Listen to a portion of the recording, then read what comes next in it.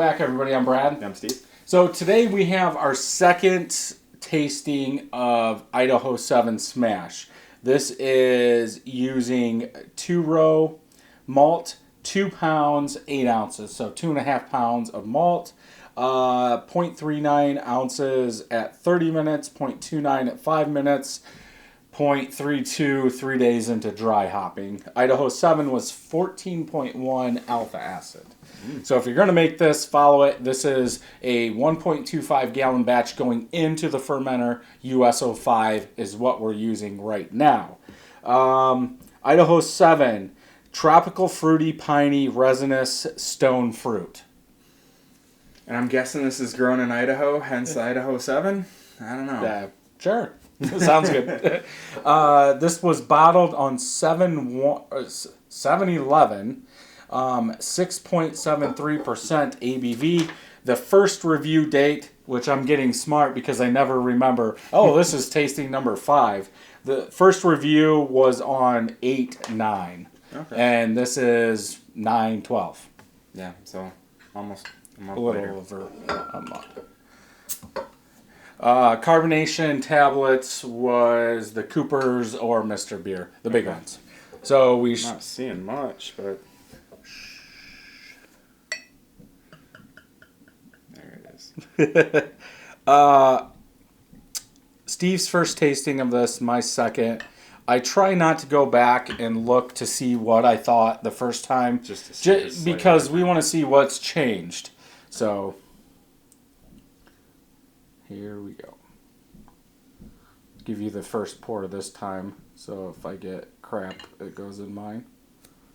You're good. Got a little bit more head.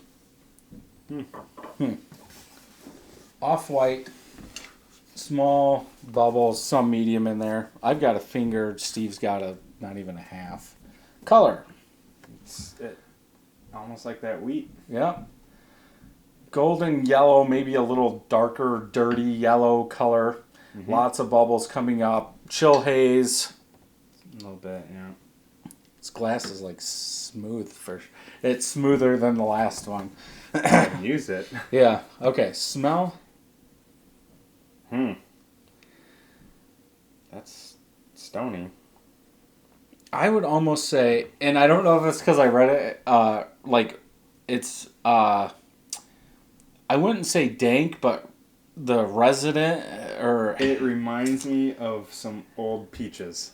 Really? Okay. Like, kind of some fruit that's, I don't want to say fermenting, but... I get it's almost like a funky stone fruit. Yeah. Like, that's what stone fruit, in my eyes, smells like. But it's low. I don't know. It's got a little, like, dirty smell. Funky, I guess. Funky. That's why I was going with, like, fermenting fruit almost, kind of. But not fruity. No. You can't really say, like, a big fruit, but I could get it's something. Stone fruit. Okay. Taste.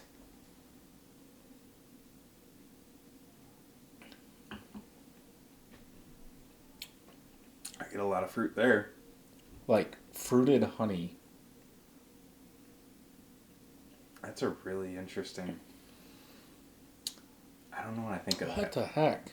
I don't know what I think of that. There's like a lot of bitterness in the back. That's what I'm saying.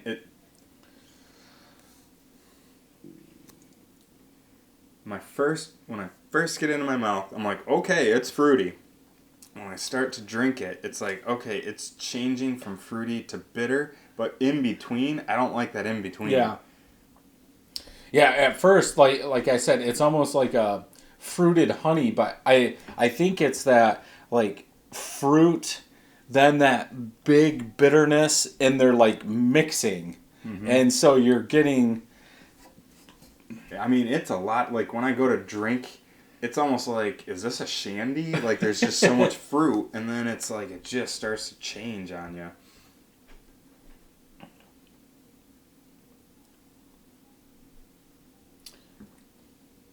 I don't know. I can't describe the aftertaste either. I can't either. I think because my tongue doesn't know what to do. It's like, It's like wait.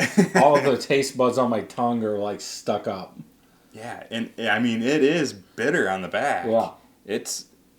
Well, I guess having those high alphas, you would expect some bitterness, but that's a lot of fruit on the front, though. Yeah, but the Sriracha Ace is also high in alpha acids, and we don't get that. Yeah.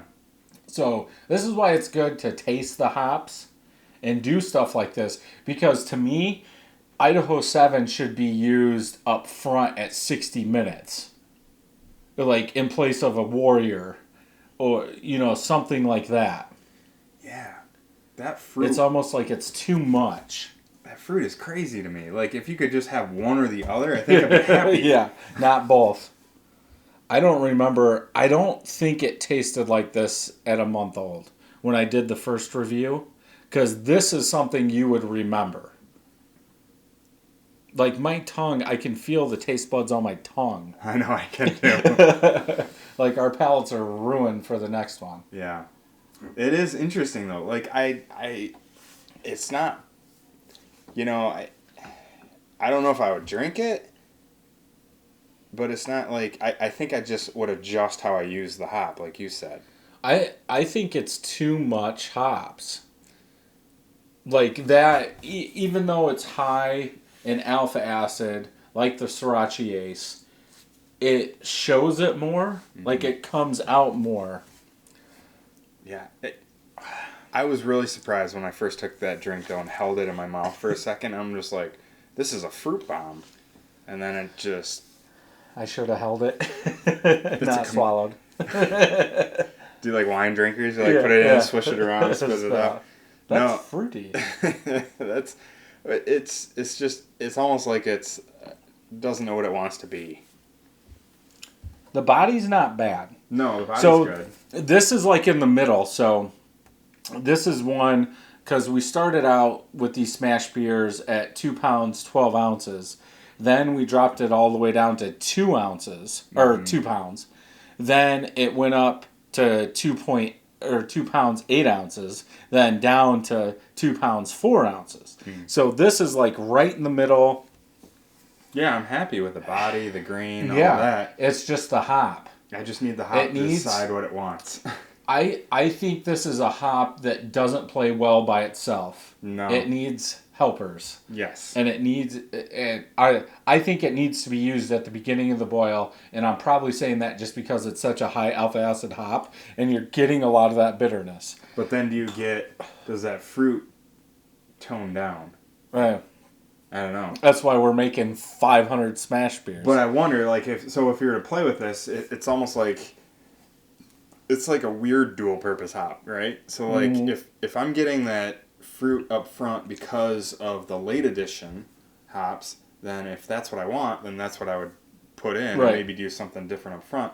But if I'm getting the bitterness strictly from the front of that mash, like the beginning, right? Like, well, which one do I want to do?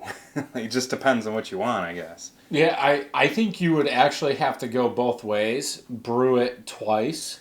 One with it at the beginning with a Citra. We'll use Cascade. I would probably use Centennial over Cascade. Yeah. So a Citra or a Cascade, something like that, or a Centennial. Cascade, Citra or Centennial. I would use this up front, then use those in the back to see if you are getting that bitterness, the back quality from that. Then, I don't know, what do you do? Warrior up front, then use this. Or you just go all nuts and do like a Citra up front and then this on the back end. You've got the fruitiest beer you've ever had. Yeah,